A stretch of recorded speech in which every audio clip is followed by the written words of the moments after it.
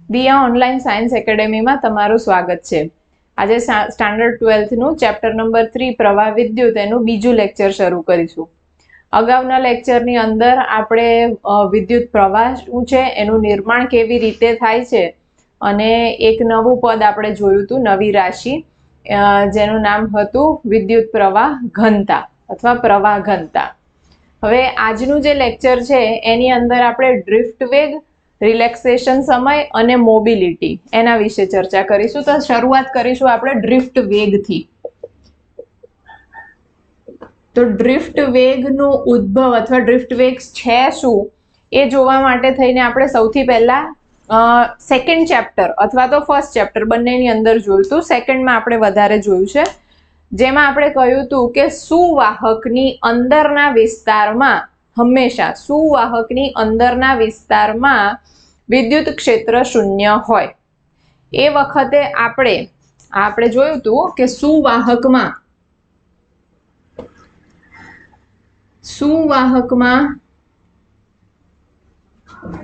અંદરના વિસ્તારમાં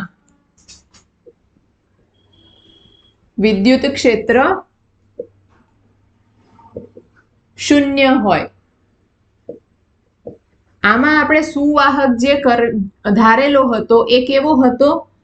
અલગ કરેલ, એટલે કોઈની સાથે જોડાણ ના હોય કે એવું, આપણે એને એક સ્વતંત્ર સુવાહક તરીકે લીધેલો હતો।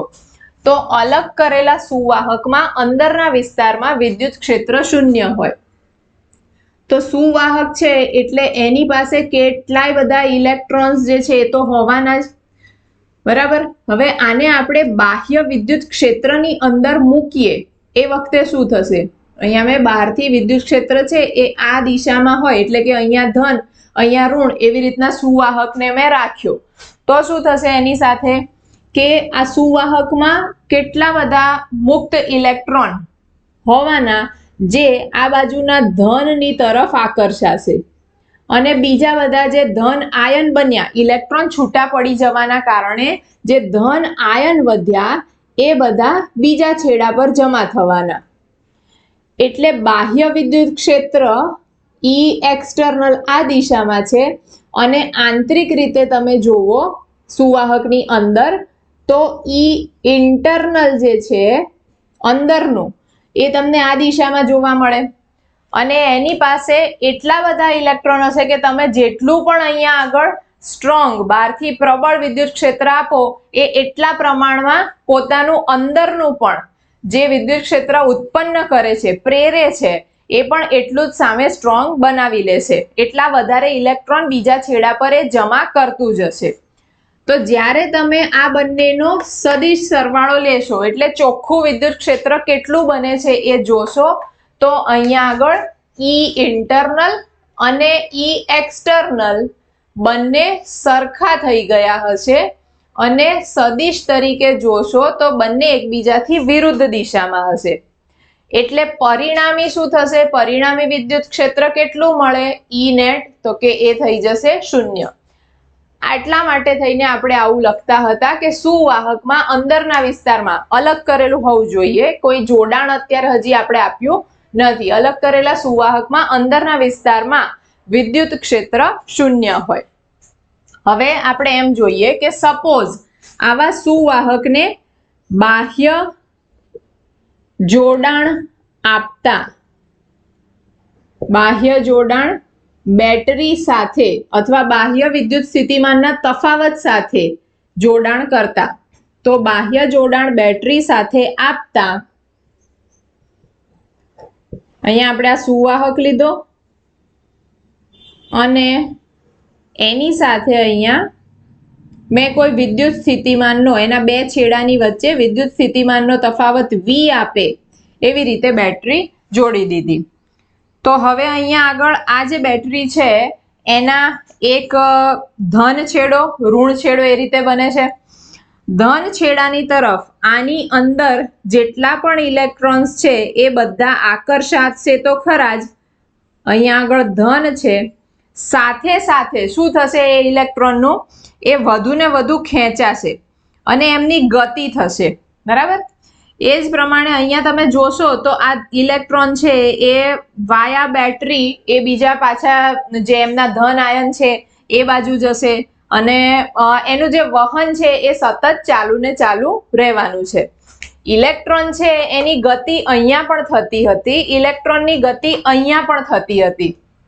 હવે ઇલેક્ટ્રોન્સ છે એક અહીંયા આમ સીધે સીધા આવ્યા, એને રસ્તો અહીંયાથી છે તો એક સ્ટ્રેટ લાઈનમાં આવ્યા, કોઈ જ જાતની અડચણ વગર, એવું તો થશે નહીં.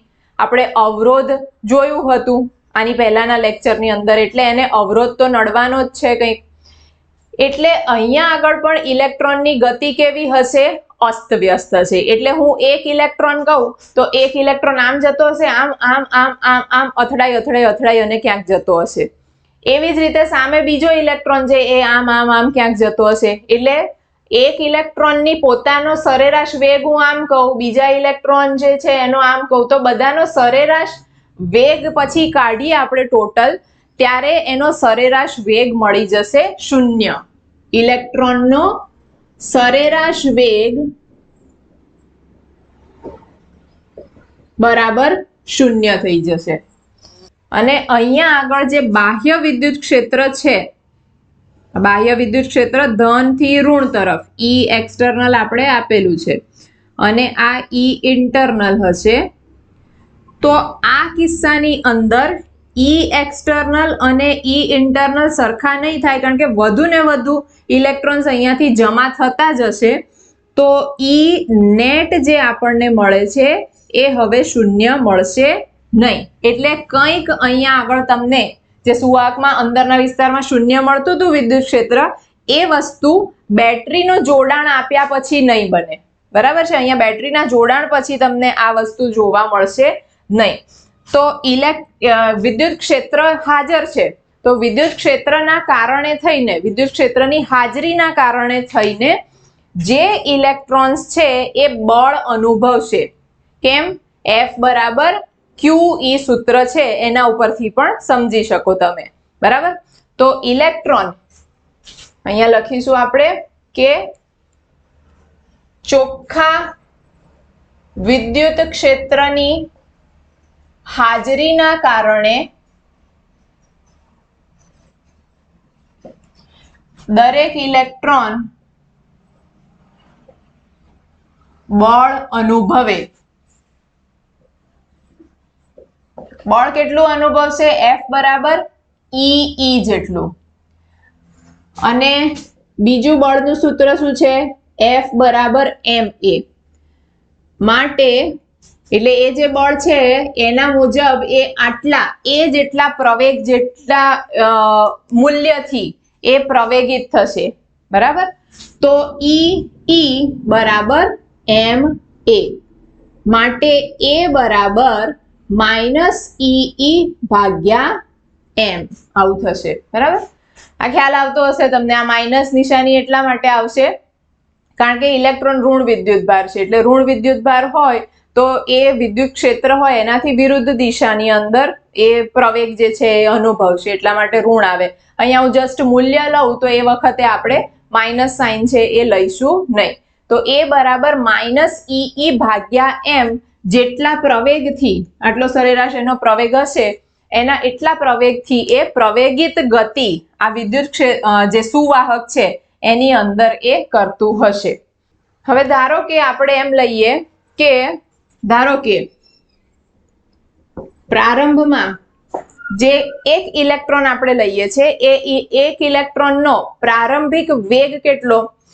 તો હજી એ સ્થિર હતો જ, પોતાના અણુની અંદર જડિત હતો અને પછી છૂટો હજી પડી રહ્યો છે. તો જ્યારે છૂટો નથી પડ્યો ત્યારે તો એનું શું થશે? વેગ આપણે 0 લઈએ. અથવા તો છૂટો પડી ગયા પછી એક આયનની સાથે એ ભટકાયો છે અને પછી આગળ જવાનો છે, તો જે દરમિયાન, જે ક્ષણે એ આયનની સાથે અથડાયો, એ અથડામણ વખતે તો એનો વેગ 0 થાય. એ વેગને આપણે પ્રારંભિક વેગ કહીશું. એટલે કે એની ગતિની, નવી ગતિની એ શરૂઆત કરે એ વેગને આપણે પ્રારંભિક વેગ કહીએ. તો ધારો કે કોઈ એક ઇલેક્ટ્રોન માટે U પ્રારંભિક વેગ યુ છે, યુ કેટલો આવશે? 0 આવશે. બીજી અથડામણ થાય છે ત્યારે એનો વેગ કેટલો થઈ જશે? v થશે. અંતિમ એને કહીએ, અંતિમ વેગ v થઈ જાય. અહીંથી અહીં પહોંચવા દરમિયાન એટલે કે એક અથડામણથી બીજી અથડામણ થાય છે અથવા કોઈ એક સમયગાળો લીધો આપણે, એના માટે જે સમયગાળો જરૂરી હતો એને આપણે t લીધું. તો શું આના માટે આપણે પ્રવેગિત ગતિ છે, પ્રવેગ છે, એનો વેગ આટલો છે, સમય આટલો છે, તો v બરાબર u પ્લસ at સૂત્ર લાગુ પાડી શકીએ. પ્રવેગિત ગતિ માટે આપણે આ સૂત્ર લાગુ પાડી શકીએ. માટે v બરાબર 0 માઇનસ e નું સૂત્ર આપણે લાવ્યા છીએ e ભાગ્યા m ગુણ્યા t. બરાબર. હવે અહીંયા આ જે સમય આવ્યો, સપોઝ કે સરેરાશ સમયગાળો લઈએ. અહીં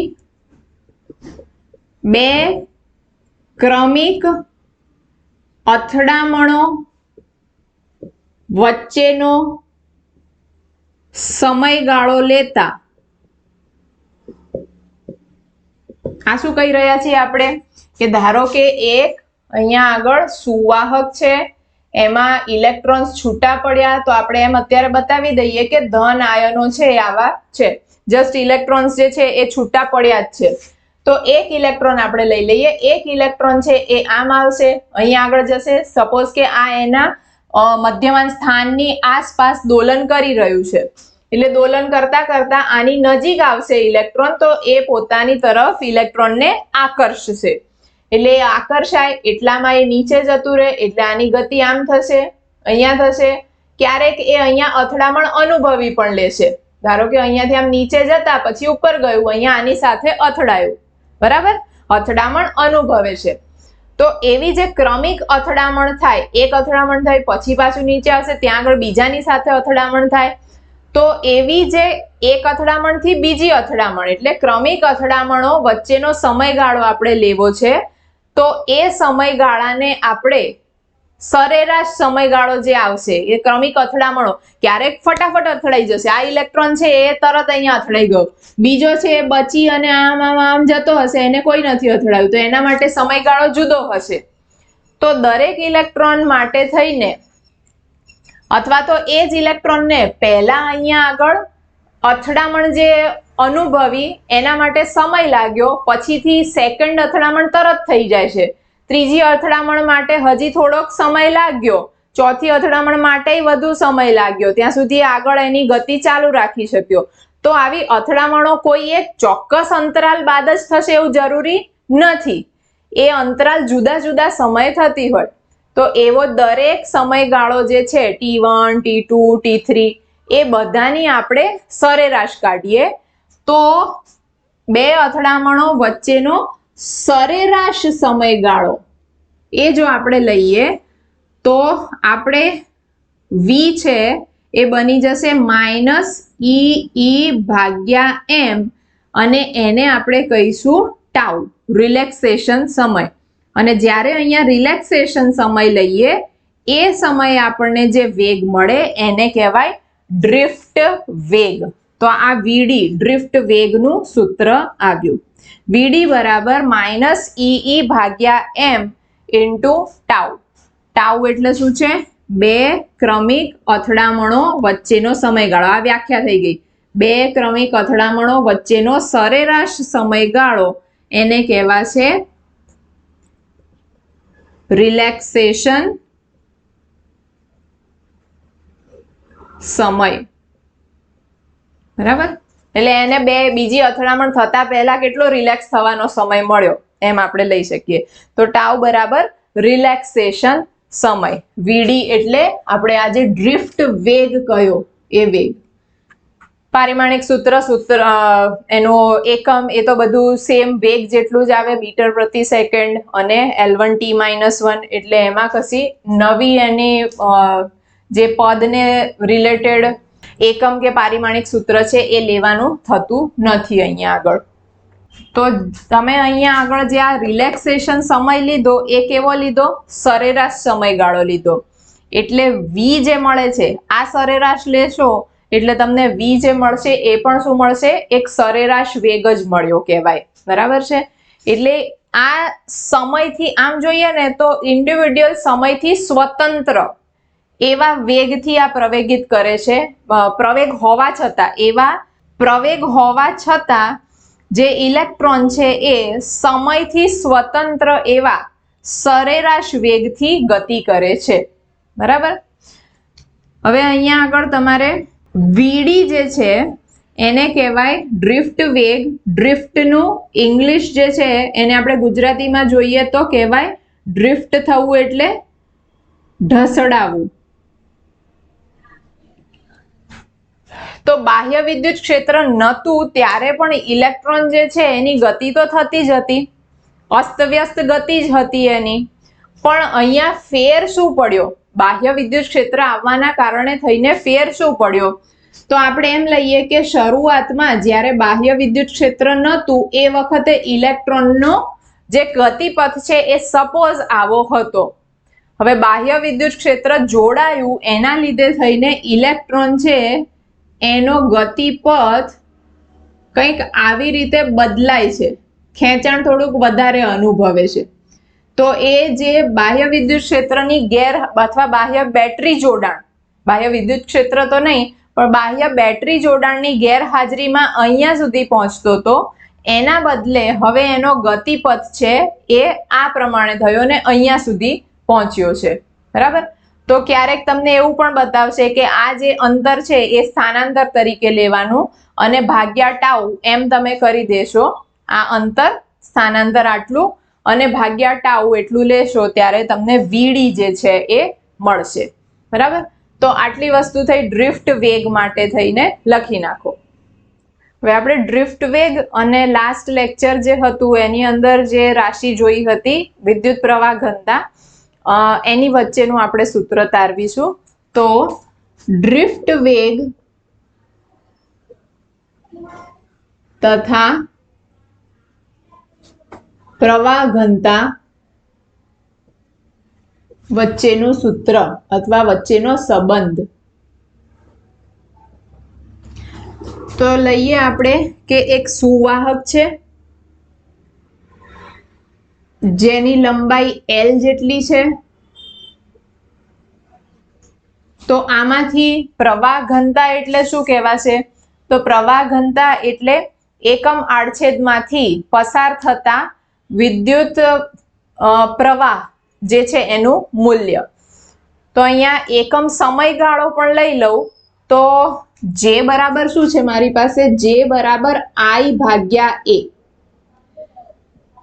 તો એ ને હું એકમ ક્ષેત્રફળ લઈ લઉં એટલે કે એકમ ક્ષેત્રફળમાંથી જેટલો વિદ્યુત પ્રવાહ પસાર થાય એને પ્રવાહ ઘનતા કહેવાશે. આ આપણે વ્યાખ્યામાં જ જોયું હતું. I બરાબર શું થાય? Q ભાગ્યા T, બરાબર? તો એકમ સમયગાળામાં એકમ ક્ષેત્રફળ દીઠ પસાર થતા વિદ્યુત ભારની સંખ્યાને પ્રવાહ ઘનતા કહેવાય. આમ પણ આપણે કહી શકીએ T બરાબર 1, A બરાબર 1, તો J બરાબર Q થશે, બરાબર? આને હમણાં આપણે સાઈડમાં રાખીએ. હવે આની ઉપર ફોકસ કરીએ. આ જે સુવાહક છે, ધારો કે સુવાહકમાં એકમ કદ દીઠ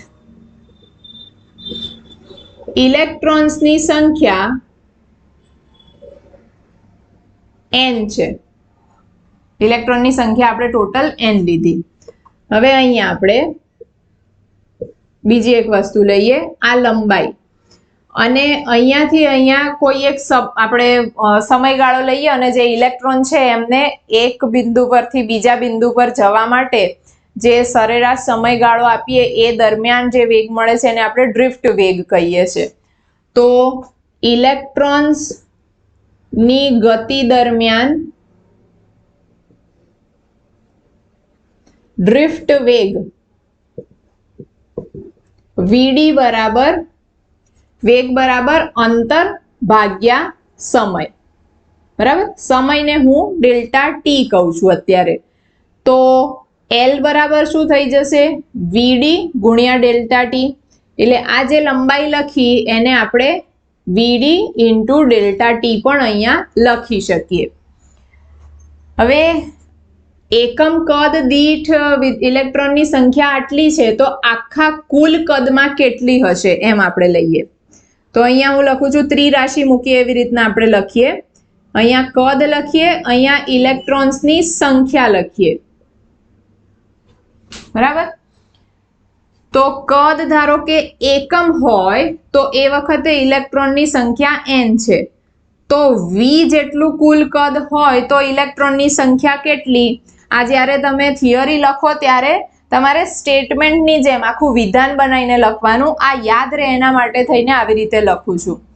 એકમ કદ દીઠ ઇલેક્ટ્રોનની સંખ્યા n હોય તો કુલ કદ v માટે ઇલેક્ટ્રોનની સંખ્યા એ પ્રમાણે લખવાનું. એ થઈ જશે n into capital V. V કદ છે. V એટલે શું થશે? કોઈ પણ આકાર માટે થઈને કદ શું થાય? આડછેદનું ક્ષેત્રફળ ગુણ્યા લંબાઈ a ઇન્ટુ l. પણ આપણી પાસે l તો કેટલું છે? Vd into delta T. બરાબર. આ શું આવી ગયું આપણી પાસે? ઇલેક્ટ્રોન્સની સંખ્યા કુલ આટલી છે.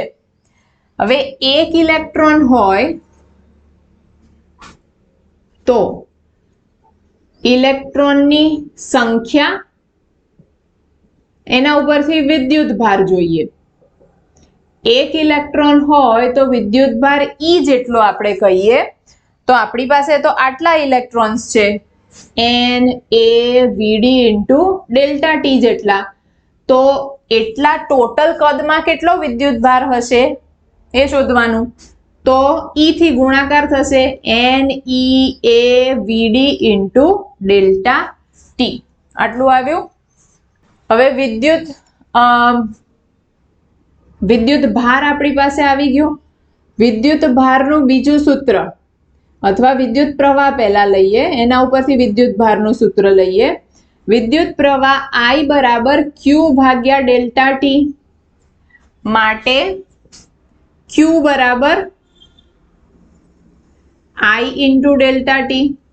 આ પણ એક સૂત્ર Q નું છે, આ પણ એક સૂત્ર Q નું છે. આ છે એના ઉપરથી આપણે લખ્યું એક પરથી.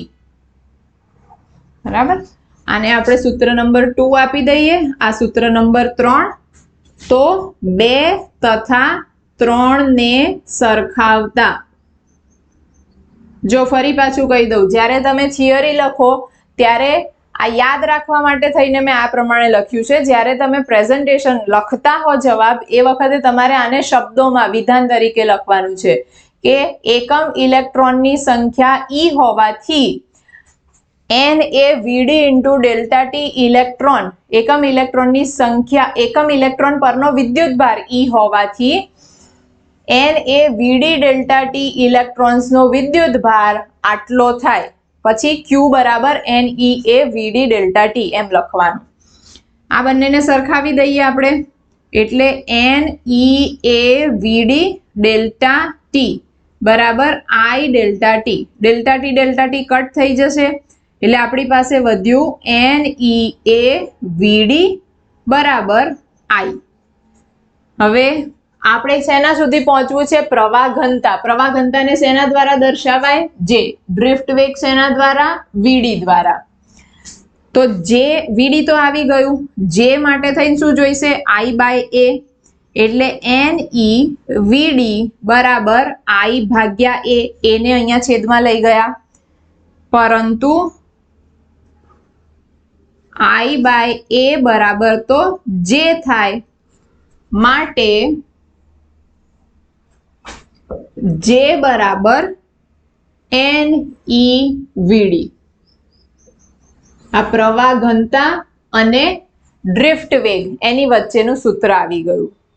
હજી વધુ આગળ વધીએ તો vd બરાબર સૂત્ર શું હતું? હવે vd બરાબર માનાંક તરીકે જ લઈએ જો, તો vd બરાબર E by m into tau. Minus sign નહીં આવે, માટે જે બરાબર n e into E by M into tau. તો આ શું થઈ જશે? જે બરાબર N E square E by M into tau, અથવા તો આને ટાઉ અહીંયા લખી દઈએ આપણે, અને આ ઈ આ પ્રમાણે પણ લખાય. તો ક્યારેક એમ પૂછે કે વિદ્યુત ક્ષેત્રની પ્રબળતા તથા વિદ્યુત પ્રવાહ ઘનતા ની વચ્ચેનો સંબંધ તારવો, તો તમારે અહીંયા સુધી સૂત્ર જે છે તારવવાનું રહેશે. પછી હજી આગળ જોઈએ કે જે બરાબર સિગ્મા ઈ, બરાબર, વધુમાં જે બરાબર સિગ્મા ઈ માટે સિગ્મા ઈ બરાબર N E square tau by M into E. E cut થઈ જશે એટલે sigma N E square tau ભાગ્યા એમ આટલું વધે. સિગ્માનું નામ શું છે? વાહકતા. તો આ શું આવી ગયું? વાહકતા તથા રિલેક્સેશન સમય વચ્ચેનું સૂત્ર, અથવા વાહકતાનું રિલેક્સેશન સમયના સ્વરૂપમાં સૂત્ર એ તારવવાનું પૂછે તો તમારે અહીંયા સુધી આવે. તો આના ઉપરથી આપણે અવરોધકતા છે એનું પણ સૂત્ર તારવી શકીએ. સિગ્મા બરાબર 1/ρ, બરાબર. વાહકતા અને અવરોધકતા એકબીજાના વ્યસ્ત, એટલે આ સૂત્ર પરથી ρ બરાબર m ભાગ્યા n ઈ સ્ક્વેર ટાઉ આવું બનશે.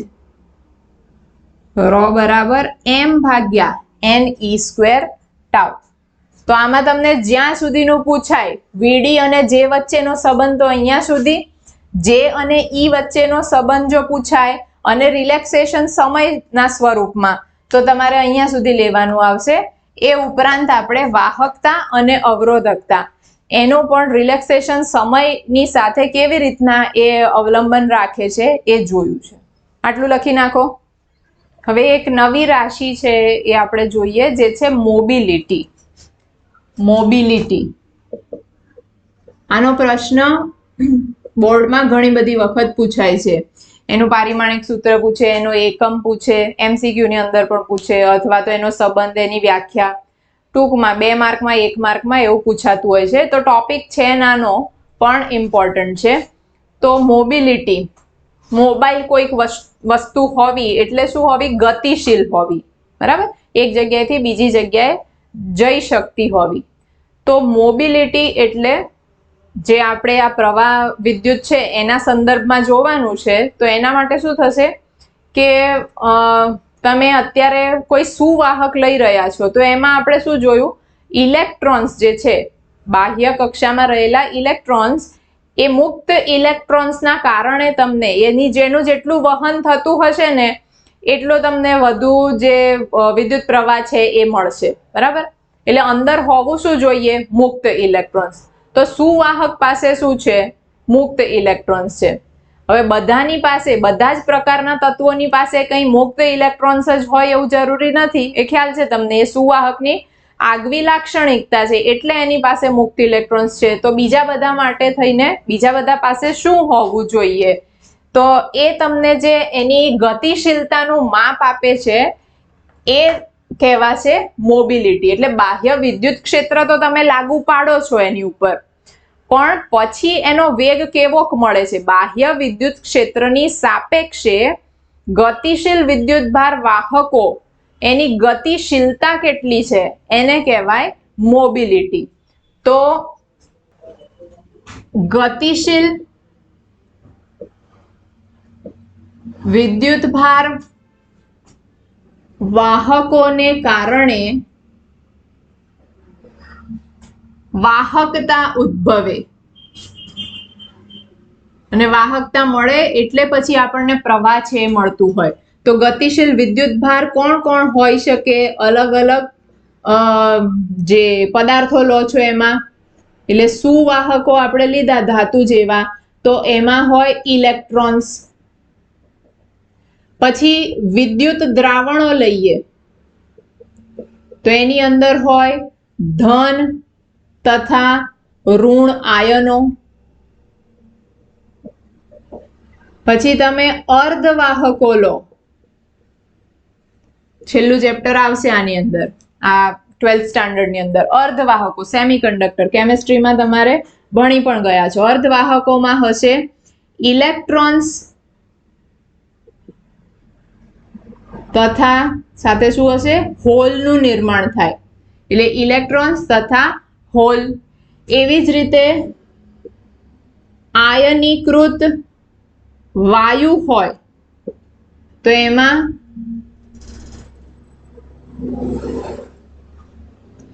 ઇલેક્ટ્રોન્સ અને ધન આયનો, આ બધા હાજર બધાની અંદર છે.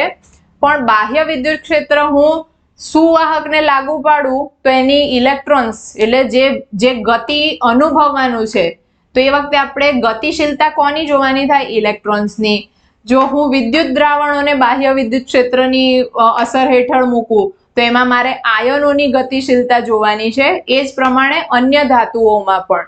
એટલે વિદ્યુતભાર વાહકો આવી રીતના બધામાં જુદા જુદા હશે. તો એના ઉપરથી આપણને એક આ પદ મળે છે કે કેટલી ગતિશીલતા અનુભવે છે. તો એક રાશિ જે છે એને વ્યાખ્યાયિત કરી, જે કહેવાય મોબિલિટી.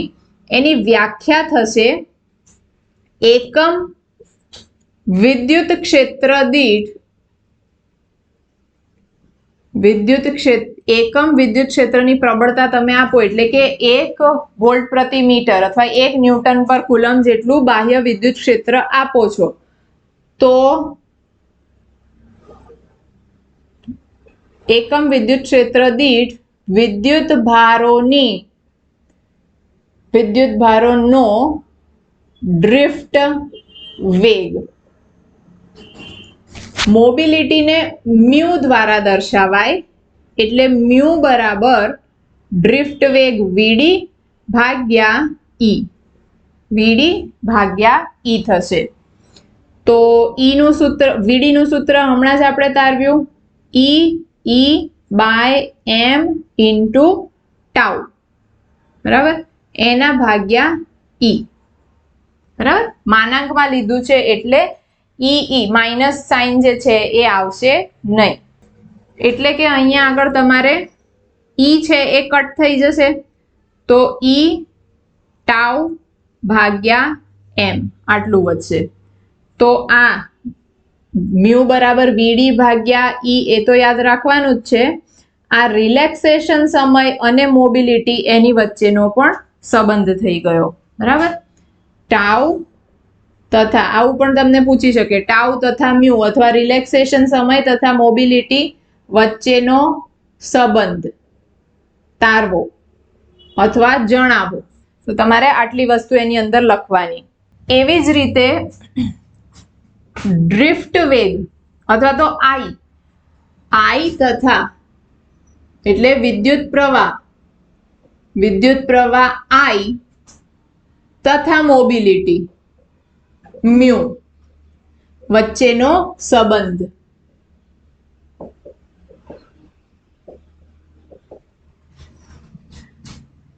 તો આપણી પાસે આઈ નું સૂત્ર શું છે? NeAVD. બરાબર, મ્યુ સુધી પહોંચવું છે એટલે આપણે આઈ નું સૂત્ર લીધું અને મ્યુ ની અંદર વીડી છુપાયેલો છે, એટલે વીડી બરાબર મ્યુ ઈ છે. તો NeA, અત્યારે બધું માનાંકમાં જ લઈએ છે એમ તમારે સમજવાનું, માઇનસ સાઇન કે લઈ રહ્યા નથી આપણે. તો NeA મ્યુ ઈ આટલું બનશે. એટલે કે મ્યુ બરાબર આઈ ભાગ્યા NeAE. મ્યુ ને આઈ ના સ્વરૂપમાં આપણે દર્શાવીએ તો આ પ્રમાણે બનશે. બરાબર, હવે દરેક સૂત્ર જે આવ્યું આપણી પાસે મ્યુ નું, એના ઉપરથી આપણે એના જુદા જુદા એકમ છે એ સમજીએ. જુઓ, પહેલું સૂત્ર છે એના ઉપરથી કોનો લઈએ છીએ આપણે? મ્યુ, મોબિલિટીનો. વેગ ભાગ્યા ઈ વિદ્યુત ક્ષેત્રની પ્રબળતા, તો મીટર પ્રતિ સેકન્ડ ભાગ્યા આ આવશે ન્યૂટન પર કુલમ અથવા તો વોલ્ટ પર મીટર, એટલે શું થઈ જશે મીટર પ્રતિ સેકન્ડ ગુણ્યા મીટર પ્રતિ વોલ્ટ, એટલે એક એકમ આવશે તમારે મીટર સ્ક્વેર પ્રતિ સેકન્ડ ઇન્ટુ વોલ્ટ. આ એક પારિમાણિક આ એક એકમ બન્યો. પારિમાણિક સૂત્ર પણ આપણે પછી જોઈ લઈએ. બીજો એકમ આના ઉપરથી જોઈએ આપણે તો E એટલે વિદ્યુત ભાર છે, ટાઉ એટલે સમય છે અને M એટલે દળ છે. તો બીજો એકમ શું બનશે વિદ્યુત ભાર કુલંબમાં, સમય રિલેક્સેશન સમય સેકન્ડમાં અને દળ કિલોગ્રામની અંદર તો કેજીમાં. આ એક બીજો એકમ બન્યો. ત્રીજો એકમ ત્રીજા સૂત્ર ઉપરથી I શેમાં છે એમ્પિયરની અંદર વિદ્યુત પ્રવાહ છે, N એટલે એકમ કદ દીઠ ઇલેક્ટ્રોન્સની સંખ્યા તો પર મીટર ક્યુબ આવે, E કુલંબમાં, A એટલે આડછેદનું ક્ષેત્રફળ છે મીટર સ્ક્વેર અને E વોલ્ટ પ્રતિ મીટર. આ મીટર ક્યુબ જે છે પર મીટર ક્યુબ એને હું આવી રીતે લખું 1/મીટર ક્યુબ. એટલે આપણી પાસે અહીંયા સાદું રૂપ આપી દઈએ એકમોનું તો શું થઈ જશે મીટર સ્ક્વેર, અહીંયા એક મીટર બચશે, અહીંયા એક મીટર છે, આ મીટર સ્ક્વેરની સાથે કટ થઈ જશે એટલે મીટર સ્ક્વેર જે વધશે એ અંશમાં જશે એટલે એમ્પિયર ઇન્ટુ મીટર સ્ક્વેર પર કુલમ્બ ઇન્ટુ વોલ્ટ. આ ત્રીજું બન્યું બરાબર. હવે A ભાગ્યા V, A ભાગ્યા V એટલે શેનું સૂત્ર કહેવાશે, શેનું એકમ કહેવાય I ભાગ્યા V નું કહેવાય. તો I ભાગ્યા V, V ભાગ્યા I એટલે શું અવરોધ બરાબર. અવરોધનું વ્યસ્ત અહીંયા આગળ બરાબર છે એટલે એનો અવરોધ જે છે એના વ્યસ્તનો એકમ થઈ જશે મો, એટલે આને આપણે મો પણ લખી શકીએ, મો મીટર સ્ક્વેર પર કુલમ અથવા તો ohm inverse metre square coulomb inverse. તો આ રીતે જુદા જુદા એકમ જે છે એ પણ થઈ ગયા. આ પણ MCQ ની અંદર પૂછાતા હોય છે. ઓપ્શન આપે તમને ઘણા બધા અને એમાંનું કયું ખોટું ઓપ્શન છે, કોઈ 3 આમાંના સાચા લખી દીધા હોય અને એકાદ ચોથું ખોટું આપ્યું હોય. હવે પારિમાણિક સૂત્ર જોઈએ. પારિમાણિક સૂત્ર ચલો VD એટલે શું છે વેગ છે બરાબર. તો L1 સિમ્પલી આના ઉપરથી સૌથી સહેલી રીતે બની જશે, અહીંયાથી પણ બની જાય. તમારે જે પણ એકમ લેવો હોય એ એકમના ઉપરથી બની જશે, અહીંયાથી લેવું હોય તો પણ બની જશે. કુલંબ ઇન્ટુ સેકન્ડ પર કેજી, તો કુલંબ એટલે એનું થશે A1 T1, સેકન્ડનું T1 અને કેજી એટલે M1. તો પારિમાણિક સૂત્ર શું રહ્યું એનું M-1, L છે નહીં એટલે L0, T2 અને A1. આ રીતે પારિમાણિક સૂત્ર મોબિલિટી છે એનું આટલું આવ્યું. તો આ લખી નાખો તમે. તો આ સાથે આપણે આજનું લેક્ચર પૂરું કરીએ છીએ અને નેક્સ્ટ લેક્ચરની અંદર આપણે કાર્બન અવરોધો અને અવરોધ તથા અવરોધકતાનું તાપમાન ઉપર અવલંબન કઈ રીતનું હોય છે એ વિશે ચર્ચા કરીશું.